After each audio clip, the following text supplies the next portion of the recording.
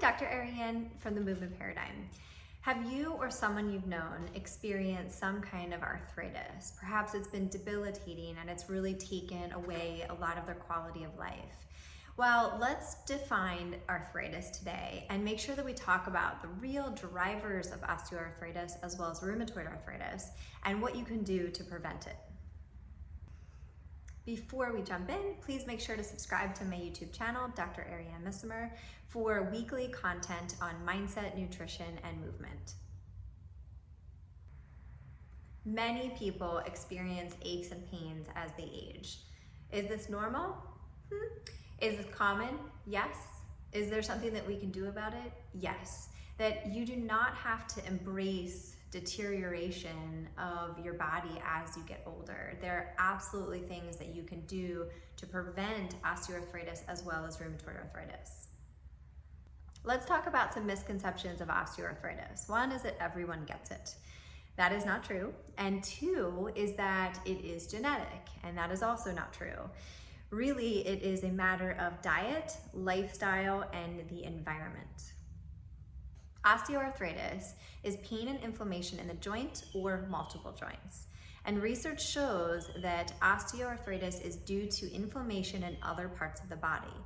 Specifically, it can be related to high insulin levels. So with diet, specifically the Western diet that are high in sugar and processed food, can lead us to high insulin levels and poor blood sugar regulation.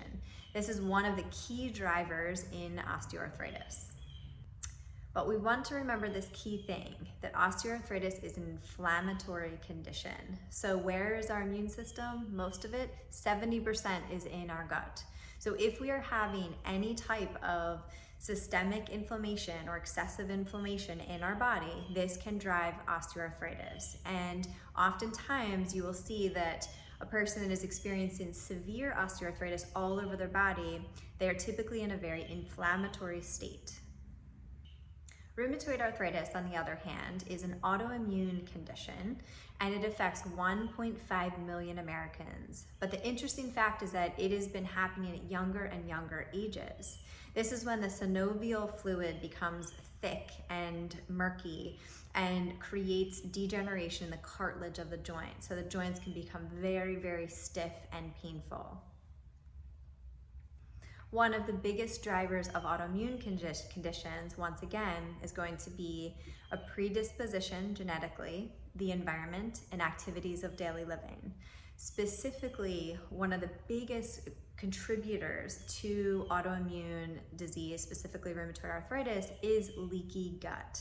So I will link a video to that because that can affect both osteoarthritis as well as rheumatoid arthritis from an inflammatory standpoint.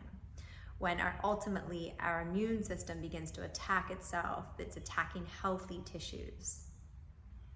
Before we say what you should do, let's talk about what you should not do, which is taking chronic NSAIDs, so non-steroidal anti-inflammatories.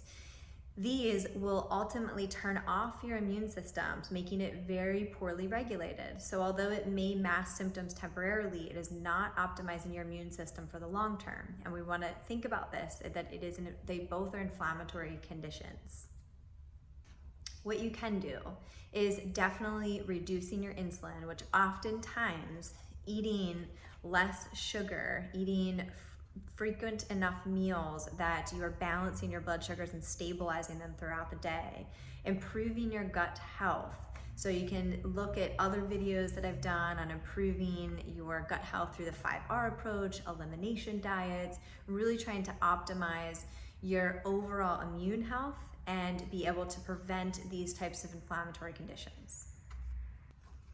As it relates to movement, seeking out a qualified movement professional to help you on your journey to making sure you are moving well. I do not want to forget this as part of a movement-based condition.